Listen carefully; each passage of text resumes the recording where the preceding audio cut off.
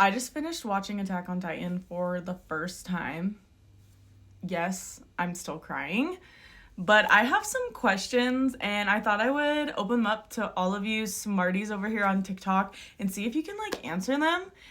They might be stupid.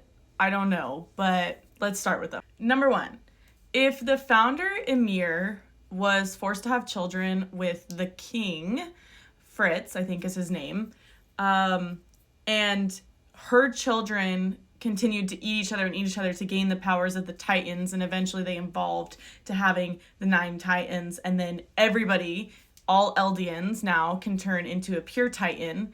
Wouldn't that mean that they all technically are of royal blood? Can you guys help me understand that? Because all Eldians are able to be turned into Titans. So wouldn't that mean that all Eldians are related to Emir?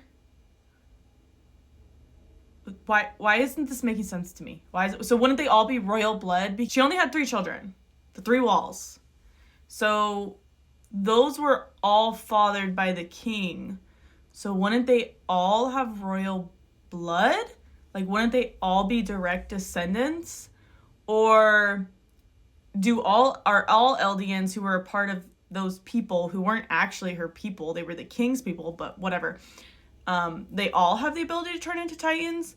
Because that doesn't make sense, because she is not from... King Fritz came to her village and took everybody, but those are the Eldians. Okay, moving on to the next one. If you have an answer, comment it. Where did they get the wall of Titans? That was millions of Titans, right? Were those all people? Because there's no way there was that many people populated on the earth before then.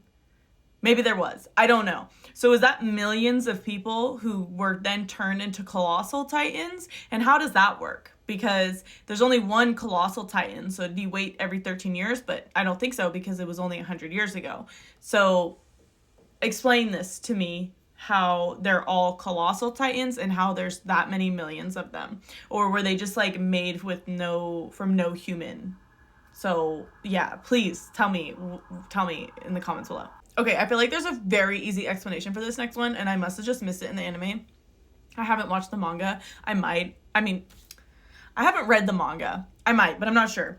Anyways, so all the Marleyans, Titans that we saw in the show, for example, Bertold, Annie, Rhina, they were given a lot of propaganda from the Marleyan government, and so they didn't really know what had happened in the past or anything going on, because their memories were wiped, right? I guess my question is, once they took over a Titan, wouldn't they have gotten all the past memories from the previous Titan? Given that the founding Titan apparently changed everybody's memories and they couldn't access those memories, wouldn't they be able to piece together stuff from the thousands of years of Titans before them of what happened? Or was that just completely wiped away and they didn't get the memories of the previous Titan? I guess I'm almost there. I almost get it, but then I'm I don't get it.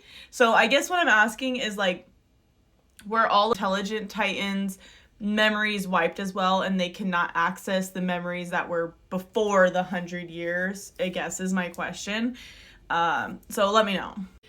So in the end, Eren went and sat down with Armin and Mikasa, and he had said, he basically made them hate him, which I've seen that trope before, because in his mind, he wanted them to kill him because that would solve both of the problems. The problem of he wanted to start the rumbling to stop the world from coming after him, and then he wanted his friends to kill him so that when the world was rebuilding, they wouldn't try and attack the Eldians because they were good people.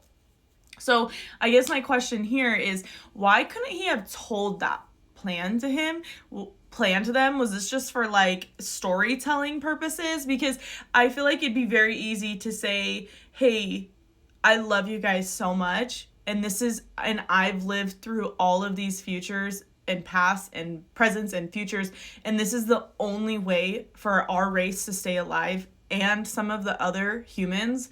I'm gonna do the rubbling and you're gonna have to stop me, and like explain that to him. I guess that's my question. Like, why did he have to be so secret about it?